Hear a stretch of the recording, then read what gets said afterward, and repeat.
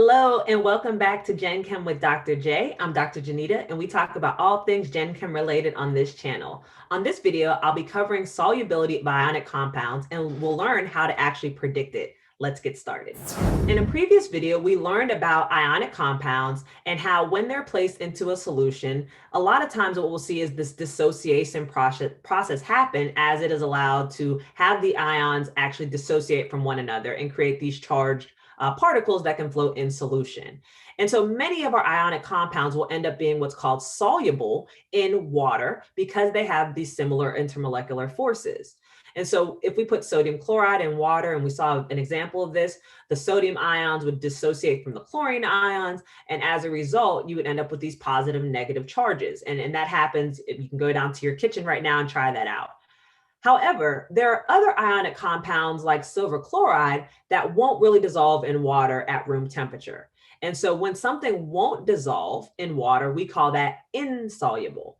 And so why is it that sodium chloride is soluble and silver chloride is insoluble?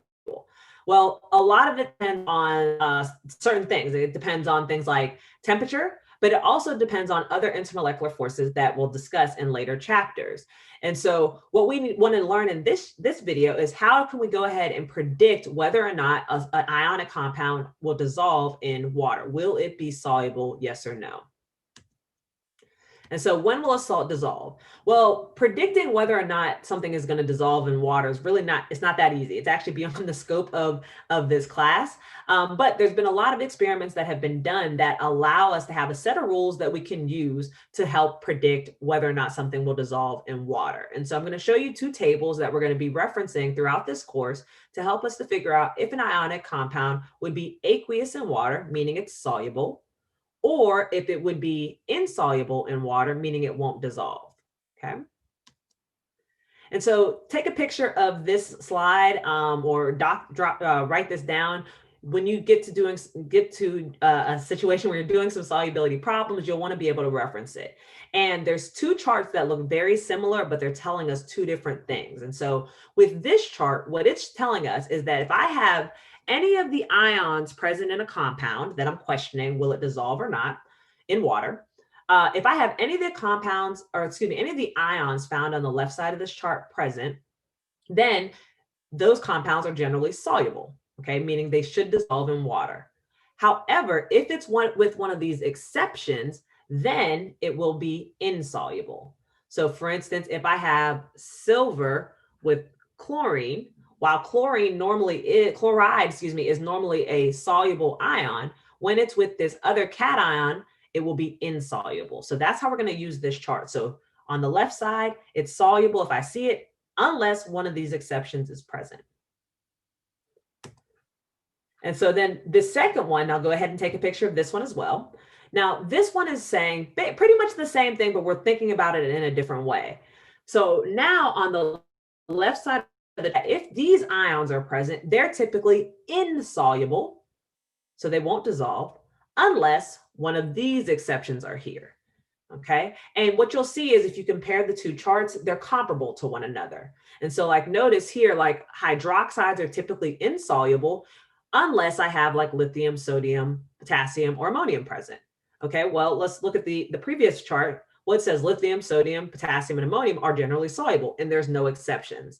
And so those two are complementary to one another, okay? So we're going to use this chart to help to figure out and predict whether or not something is soluble based on these rules.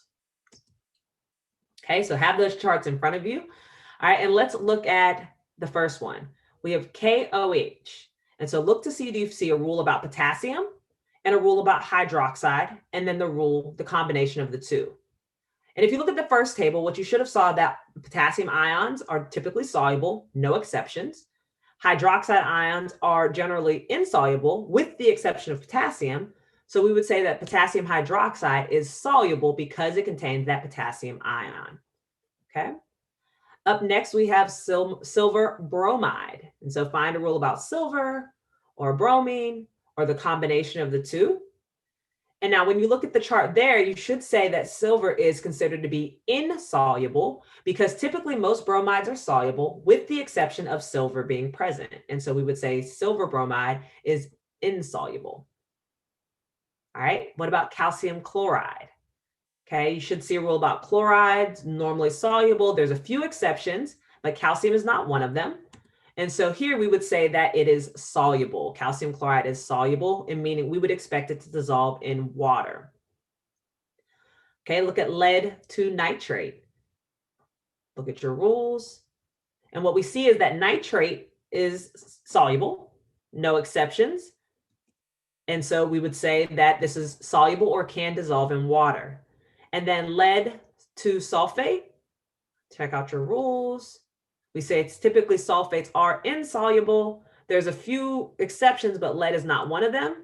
And so we are going to say, typically sulfates are soluble with the exception of lead being present. That's going to make it insoluble. And so when we're writing these in chemical equations, how we would designate these things that we've identified as being soluble or insoluble, the soluble things we could say are aqueous when they're dissolved in water. So aqueous here and aqueous here. Whereas the insoluble thing, sorry, that goes here. Whereas things that are considered to be insoluble, they would not get that aqueous designation. Typically, if you're creating something new, it likely is going to be some type of solid material. So maybe you put an S after those, indicating that they have not dissolved in water. This information helped you understand the difference about when something will dissolve in water versus when it won't, and how to identify if something is soluble or insoluble. Make sure you come back to check out more videos for this chapter. Also, be sure to like, comment, and subscribe, and let me know what additional content you would like to see. I'll see you guys in some future videos. Have a great day. Bye-bye.